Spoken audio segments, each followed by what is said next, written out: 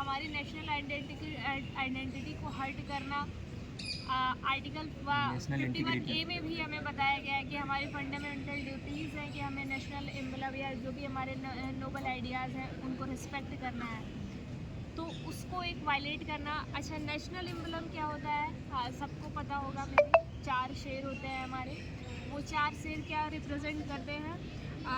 एक तो power represent करते हैं, करेज रिप्रेजेंट करते हैं, प्राइड एंड कॉन्फिडेंस।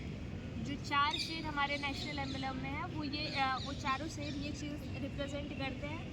और जो हमारा एम्बलम है वो एक एबेकस के नीचे है। एक मतलब वो जो चारों शेर खड़े हैं वो एक एबेकस के नीचे है।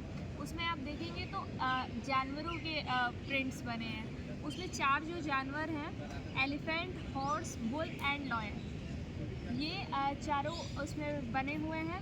और उसमें एक चक्र है, धम्म चक्र।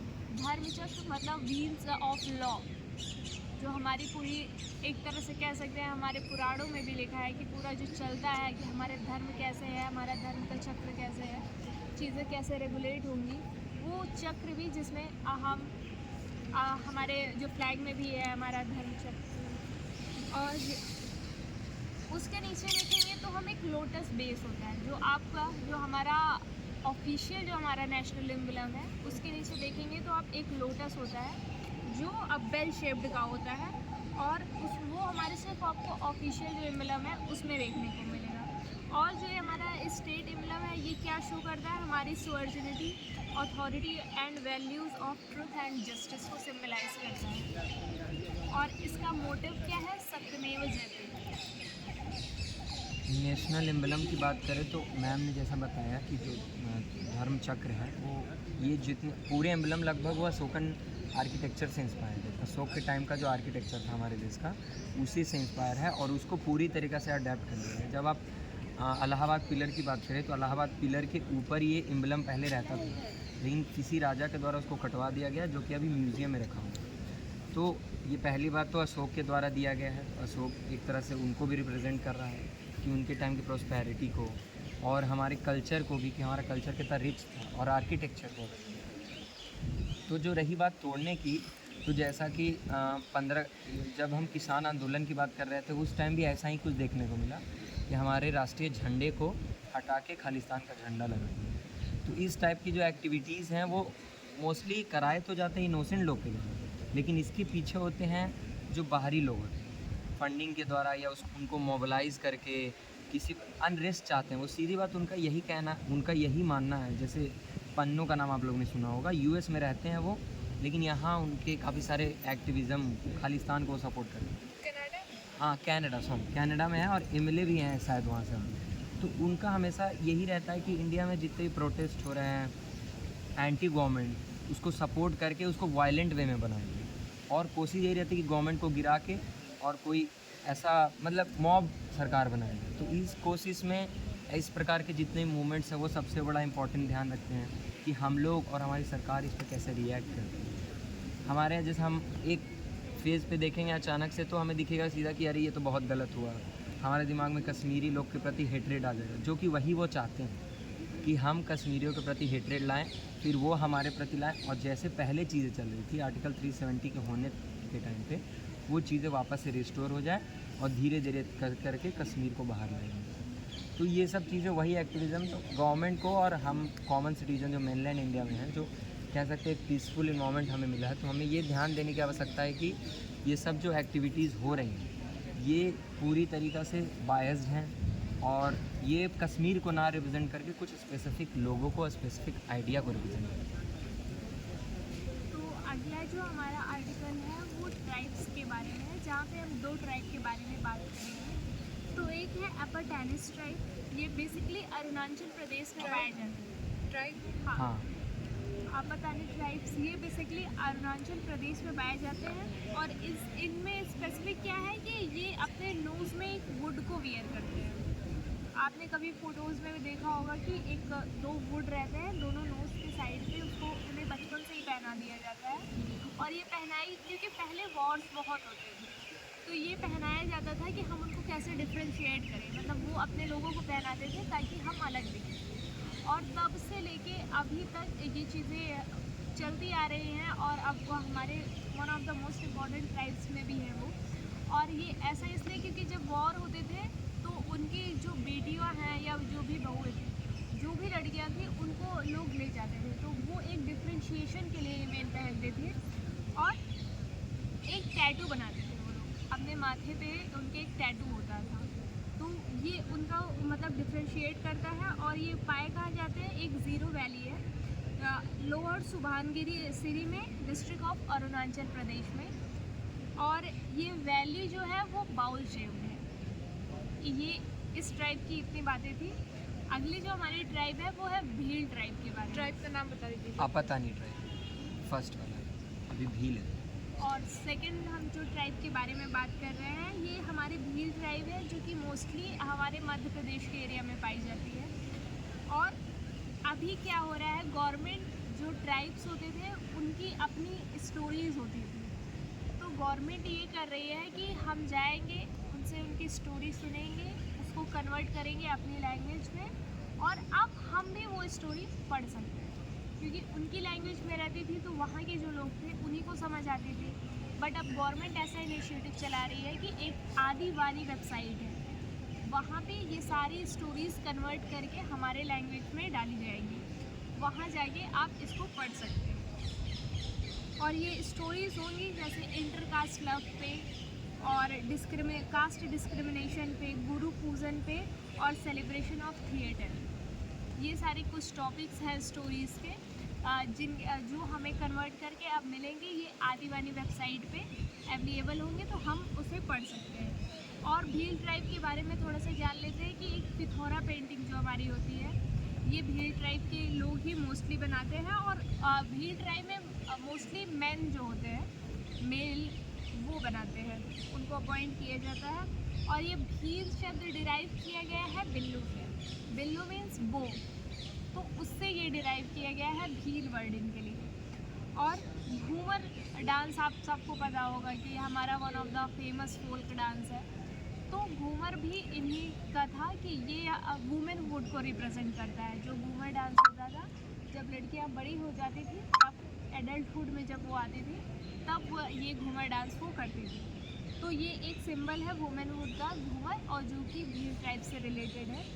और इनका जो स्वांग भी एक इनका ट्रेडिशन है, कल्चर है। स्वांग में स्टोरी टेलिंग ही होती थी, जो स्टोरीज़ ये अपने सुनाते थे, अब वही स्टोरी हमें कन्वर्ट करके वेबसाइट पे मिलेगी ताकि हम अपनी लैंग्वेज में उसे पढ़ सकें। आप लोग के मन में एक क्वेश्चन आया होगा कि मतलब ये दो स्पेसिफिक ट्राइब के बारे में हम लोग कैसे कर सकते हैं। तो जो पहली ट्राइब है आपातानी ट्राइब, वो एक प्रकार का एग्रीकल्चर सिस्टम डेवलप की है, जो कि यूनेस्को के द्वारा रिकॉग्नाइज्ड है, जिसमें आप जैसे आप लोग सुना होगा, जब चावल हम उगाते हैं तो क्या होता है कि धान की खेती में पानी बहुत ज़्यादा यूज़ होता है।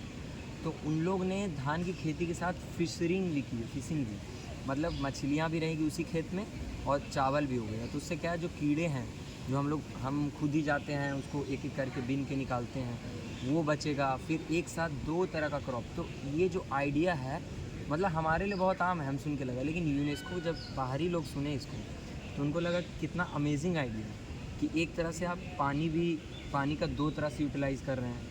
दूसरा, एक बार में आपको डबल इकोनॉमिकली और सोशली फ़ायदा हो रहा है कि आप फिशिंग भी कर पा रहे हैं और एक साथ धान भी उगा रहे हैं। तो ये जो आइडिया ऑफ एग्रीकल्चर है, यही इनको बहुत यूनिक बनाता है हर एक और ट्राइब से, आपातानी जो ट्राइब है। और रही बात मैम ने जो कहा ज़ीरो वैली इतनी, हम लोग जानते हैं कश्मीर को सुंदरता है या वैलीज जब भी हो, लेकिन आप ज़ीरो वैली अगर जो आपको टाइम मिले तो इंटरनेट पे सर्च करिएगा, बहुत खूबसूरत है। मतलब वो भी एक तरह का जन्नत ही है, जैसे लद्दाख को हम कहते हैं कि हेवन ऑन अर्थ, वो भी ज़ीरो वैली, और उसका बॉल शेप उसको और खूबसूरती है।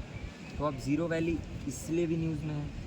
और जो दूसरा मैम ने ट्राइब बताया, भील ट्राइब, वो भारत की one of the largest tribal group है भील।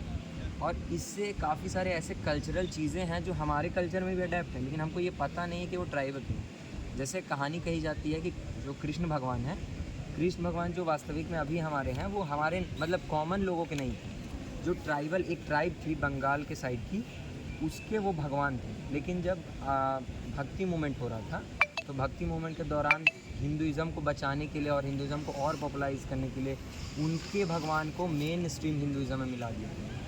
इसलिए जगन्नाथ भगवान का कॉन्सेप्ट निकल के वहाँ से है। जगन्नाथ भगवान एक ट्राइबल ग्रुप के भगवान थे तीनों, तो तीनों को कोलैब करके आज हम लोग सब जानते हैं, पूरा वर्ल्ड जानता है कि जगन्नाथ भगवान एक रूप है कृष्ण भगवान का। तो इसी प्रकार से जो हील के हैं काफ़ी सारे कल्चर, जैसे घूमर, बॉलीवुड के काफ़ी सारे डांस भी उसमें हैं, तो हम लोग को ऐसा पता चले इसीलिए वो ऐप भी सरकार के द्वारा लाई गई है, जो मैम ने बताया आदि।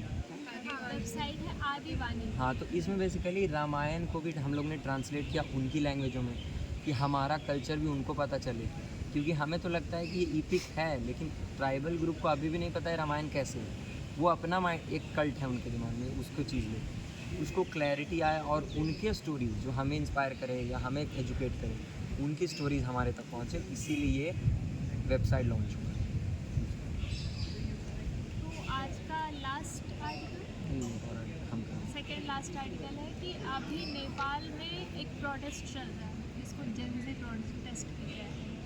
और प्रोटेस्ट चल क्यों रहा है? क्योंकि नेपाल की जो गवर्नमेंट है उसने सोशल मीडिया बैन कर दिया है, ये बोल के कि सोशल मीडिया पे एंटी नेशनल एक्टिविटीज़ हो रही हैं। तो उसी को लेके ये प्रोटेस्ट कर रहे थे जितने जल्दी थे। शुरू तो ये बहुत छोटे लेवल पे हुआ था, बट अभी इतना बढ़ चुका है कि ऑलमोस्ट 19+ लोगों की डेथ हो चुकी है और काफ़ी लोग इंजर्ड हो गए हैं। तो ये एक न्यूज़ है, अभी इस पे और भी आर्टिकल आएंगे तो शायद हमें और डिटेल्स मिल पाए। बाकी से ये जो प्रोटेस्ट है, जेनजी प्रोटेस्ट जिसको कह रहे हैं हम, मतलब ये बेसिकली आज का नहीं है, अभी ये प्रोटेस्ट स्टार्ट हो गया, लेकिन पॉलिसी बनाने की बात करीब बांग्लादेश में जब प्रोटेस्ट चला था तभी से नेपाल में था। और उस टाइम से ही यूथ में क्या था, जैसे कोई भी प्रोटेस्ट होता है वो एक बार में एक्टिव नहीं हो जाता है। हम 1857 रिवोल्ट की बात करें, हमें लगता है कि अचानक से आ गया, लेकिन वो प्लान था काफ़ी समय पहले से ही। रोटी कमल एक ऐसा हम पढ़ेंगे तो वो डिस्ट्रीब्यूट किया जा रहा था, और ये कैंपेन चल रहा था जेनजी प्रोटेस्ट का ऑनलाइन कैंपेन बहुत दिन से चल रहा था। लेकिन हाल ही में जब ये पॉलिसी इम्प्लीमेंट हो गई और ये लॉ आ गया कि यूट्यूब, इंस्टाग्राम और कभी और अलग अलग सोशल मीडिया बैन हो गई, तो वहाँ से चीज़ें और एक्सट्रीम। और रीज़न यही बैनिंग नहीं है, रीज़न है कि वहाँ के जो मिनिस्टर्स हैं, ऐसा बहुत सारी न्यूज़ें में बताया जा रहा है कि वहाँ के मिनिस्टर्स के जो किड्स हैं या जो उनके बच्चे हैं वो अमेरिका में रह रहे हैं, बड़े बड़े महंगे ब्रांड्स में ब्रांड की चीज़ें खरीद रहे हैं, वो लेविश लाइफ जी रहे हैं। लेकिन नेपाल की इकॉनमी देखें तो मतलब बहुत ख़राब स्थिति में चल रही है, महंगाई वहाँ बहुत ख़राब है। अभी उन लोग डिप्ट में हैं चाइना से, तो ये सब चीज़ें देखने के बाद लोगों में और आक्रोश बढ़ता है। तो एक चीज़ नहीं है कि वो बैनिंग ऑफ सोशल मीडिया, ये तो एक एस्पेक्ट है। दूसरा वहाँ का एजुकेशन सिस्टम, वहाँ के मतलब मोस्टली जो गवर्नमेंट पॉलिसीज़ और गवर्नमेंट ऑफिसर्स हैं वो करप्शन में पूरा विलीन थे। काफ़ी सारी वीडियोज़ आए और वहाँ पे रीजनल काफ़ी सारे दिक्कत हैं, वो मिलके एक मल्टी फैक्शन दी और फिर एक बहुत बड़े लेवल पे वहाँ का पार्लियामेंट जला दिया गया। मतलब कह सकते हैं पार्लियामेंट जलाना पूरा सिंबल बता रहा है कि वहाँ एक तरह से एनार्की आ चुकी है। एनार्की मॉब के द्वारा किया गया शासन को कहा जाता है। एनार्की आ गई, वहाँ के प्रधानमंत्री वहाँ से भाग गए हैं कहीं और उन्होंने रिज़ाइन भी कर दिया। और मतलब इम्पॉर्टेंट अभी यही है इसमें कि नेपाल, बांग्लादेश, श्रीलंका तीनों कंट्री अभी पूरे अनरेस्ट पे चल रही है। और इंडिया के यूथ भी कई सारे ऐसे मजाक में कमेंट किया जा रहा है कि its next number is our, या हमारे देश में ऐसा क्यों नहीं होगा। अगर जो सोचिए कि इतनी छोटी छोटी कंट्रीज़ के इतने कम पॉपुलेशन ऑफ यूथ, उनकी पॉपुलेशन बहुत है, लेकिन हमारे कंपैरिजन में हम बिहार को इंस्टीट्यूट लें तो बिहार में करीब 6 से 7 करोड़ यूथ है जो 18 से लेकर 30 के उम्र के हैं। अगर जो गलती से उनके दिमाग में ऐसा कुछ आ गया और प्रोटेस्ट स्टार्ट हुई तो सोचे कितनी बड़े लेवल पे होगा। तो हमारे गवर्नमेंट के लिए बहुत अभी स्थिति बहुत सेंसिटिव है और उनको अभी वॉच जोन में, क्योंकि कभी भी हमारे यहाँ भी हो सकती है, क्योंकि प्रॉब्लम्स हमारे पास भी है। SSC प्रोटेस्ट ही कभी क्या पता कोई मौका निकल के आ जाए, उससे ही चीज़ें बढ़ जाए, या गवर्नमेंट को लेके करप्शन का हमारे देश में वायरल हो रहा है। तो अभी हमारे पड़ोसी को जो अनरेस्ट आ रही, साउथ ईस्ट एशिया के एक हमारे साउथ ईस्ट एशियन यूनिवर्सिटी है, वहाँ के प्रोफेसर के द्वारा कहा गया कि ये अनरेस्ट इंडिया के लिए बहुत ज़्यादा नेगेटिव और डेंजर है, क्योंकि इंडिया में भी चीज़ें फैल सकती है वायरस की तरह। क्योंकि देख रहे हैं एक समय आया था श्रीलंका में, वहाँ के भी पार्लियामेंट पे चढ़ के वहाँ के जो प्रधानमंत्री उनको ही भगा दिया गया। सेम पैटर्न आप देखें तो सेम पैटर्न तीनों में चल रहा है, कुछ ज़्यादा अलग नहीं है। तीनों वही चाहते हैं कि वहाँ के गवर्नमेंट से उनको प्रॉब्लम है, पॉलिसी सही से नहीं बन पा रही है, महंगाई है, और तीसरा वहाँ के यूथ सबसे प्रोटेस्ट में बड़ा मतलब पार्ट ले रहे हैं। सेम चीज़ हमारे साथ भी है। हमारे देश की आबादी करीब 60% अभी यूथ है, 70%, और हमारे यहाँ भी सबसे बड़े लेवल पे अनएम्प्लॉयमेंट है। तो रीज़न हमारे पास भी उतना ही है। अब चीज़ें यही है कि हमारी पॉलिसी और हमारा कल्चर अभी तक हमें इनैक्ट करके रखा हुआ है एक साथ कि, और दूसरा बात हमारा रिलीजन हमें हमेशा बोलते हैं नेगेटिव है, लेकिन हमारा रिलीजन अभी तक हमें ऐसा इनैक्ट किया कि हाँ भाई चलो हमारे रिलीजन पे ख़तरा नहीं। जो मेजॉरिटी है, आपको मैं एक बात बताऊँ, एक आर्टिकल आया था कि अगर जो किसी देश में कोई एक मेजॉरिटी रिलीजन रहती है तो वो देश और सुरक्षित रहता है, क्योंकि एक बड़ा तबका एक ही मान्यता में है तो उसको आसान होता है। अगर जो डाइवर्सिटी बहुत ज़्यादा होगी तो दिक्कतें और होगी। श्रीलंका में वही है डाइवर्सिटी है, तमिल मुस्लिम हिंदू और सिन्हाला। नेपाल में भी डाइवर्सिटी, इंडिया में वही चीज़ अलग है। तो हमें अभी सोशल अनरेस्ट का खतरा हमारे पे भी है, और ये प्रोटेस्ट अभी और एक्सट्रीम में जा रहा है। देखिए अभी इतने लोग मरे हैं, जो कि डाटा सिर्फ है, ऑन द ग्राउंड कितने लोग मरे हमें भी नहीं पता। तो इंडिया अभी वॉच मतलब मोड में कि देख रहे हैं किस प्रकार से हमें माइग्रेशन भी बढ़ जाएगी, नेपाल से लोग भाग के हमारे यहाँ आने लगेंगे, जैसे बांग्लादेश से हुआ था। तो बहुत सारे प्रॉब्लम हैं, तो हमें इस पर ध्यान रखने वाली बात है। दूसरा ये बात है कि तीनों नेशंस अभी कंट्री अनरेस्ट, कोई अभी कॉमन से नहीं चल रहा। इंडिया भी है, तो हमारी पॉलिसीज़ पहले से ही चाइना से खतरा था, अब एक और नेशन आ गया जो हमें और ही सिक्योरिटी पे ध्यान देना पड़ेगा। और एक और इम्पॉर्टेंट न्यूज़, शॉर्ट न्यूज़ की बात करें, ताइवान को सभी लोग जानते हैं कि ताइवान पे हमेशा से चाइना चाहता है कि अपना बना ले पावर, उस पर इम्प्लीमेंट करे। हाल ही में वहाँ से कनाडा की वॉरशिप और ऑस्ट्रेलिया की वॉरशिप दोनों जा रही थी, तो चाइना के डेलीगेट के द्वारा कहा गया कि ये जो आप एक्शन कर रहे हैं ये सही नहीं है, ये एक तरह से और हमारे उकसाया जा रहा है हमें, क्योंकि चाइना का सीधा कहना है कि ताइवान कोई अलग पार्ट नहीं है। इसके पीछे हिस्ट्री है। जब चाइना में माओ ज़ेडुंग आए थे सरकार में, तो वहाँ की जो गवर्नमेंट थी वो भाग के ताइवान चली गई, और वहीं से उस टाइम से वो गवर्नमेंट वहीं राज कर रही है। तो है वो चाइनीज़ लोग हैं, लेकिन उनकी एक्सेंट, उनका कल्चर थोड़ा डिफरेंट है हमसे। तो उनका ये कहना, और जब ये एक्शन हो रहा है तो उससे और गर्म माहौल हो रहा है वहाँ साउथ चाइना सी में। तो यहाँ पे एक न्यूज़ आ गया, ताइवान स्टेट बेसिकली वही होता है कि एक पानी का वाटर बॉडी 2 लैंड एरिया से घिरा है। जैसे हम बोलते हैं मलक्का स्टेट, जो श्रीलंका और इंडिया के बीच में पानी का एरिया जो 2 लैंड एरिया से घिरा है। तो ये स्टेट बहुत न्यूज़ में है, तो आप जोग्राफिकल बेसिस पे इससे न्यूज़ बन सकता है, तो आप इस पर ध्यान दें। जो एक और शॉर्ट न्यूज़ है वो है अडानी पावर प्लांटिंग। भूटान में अडानी के द्वारा करीब 6000 करोड़ का इन्वेस्टमेंट किया जा रहा है, जिसमें जैसा कि हम लोग जानते हैं हमारे धीरे धीरे समय में इलेक्ट्रिसिटी का जो कंजप्शन है हमारे देश का बहुत तेज़ी से बढ़ा। मतलब एक समय तो ऐसा आया था, करीब 2-3 साल पहले नॉर्थ इंडिया में पूरा ब्लैकआउट हो गया था, इलेक्ट्रिसिटी चली गई थी, हमारे पास बिजली नहीं बची। तो फिर हमने भूटान से कनेक्शन बना के वहाँ की जो रिवर्स हैं उस पर हाइड्रो पावर प्रोजेक्ट लगा के वहाँ से इलेक्ट्रिसिटी मिली। उसी संदर्भ में और चीज़ें आगे बढ़ के अडानी के द्वारा 6000 करोड़ का इन्वेस्टमेंट किया जा रहा है। तो यहाँ एक ही चीज़ निकल के जा रहा है कि जो हमारे दिमाग में कैपिटलिस्ट के प्रति जो नेगेटिव वैल्यूज़ होती हैं कि भाई अडानी अंबानी तो सब चोर हैं, सब उन लोग पैसा ही जमा कर रहे हैं, तो उनका भी एक बहुत बड़ा महत्वपूर्ण एस्पेक्ट होता है हमारे देश के लिए। लास्ट न्यूज़ और इम्पॉर्टेंट न्यूज़ जो है वो है सुप्रीम कोर्ट के लिए।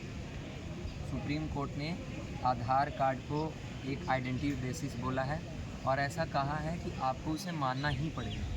पहले भी कहा था, लेकिन दिक्कत ये आ रही है कि इलेक्शन कमीशन के द्वारा जो ऑफिसर्स आधार कार्ड को ऐसा मान रहे हैं कि आइडेंटिटी प्रूफ है, उन ऑफिसरों पे प्रेशर बनाया जा रहा है और उनको सज़ा दी जा रही है। तो इस चीज़ को, इस बेसिस को देखते हुए सुप्रीम कोर्ट का फिर से बयान आया, आधार कार्ड भी एक आइडेंटिटी प्रूफ है, हमें ये मानना पड़ेगा, आपको ये मानना पड़ेगा, क्योंकि जो कॉमन लोग हैं उन पर पैन कार्ड और भी ऐसे कॉम्प्लिकेटेड जो डॉक्यूमेंट्स हैं वो नहीं होते हैं। तो हमें इस बेसिस पे ध्यान रखना है।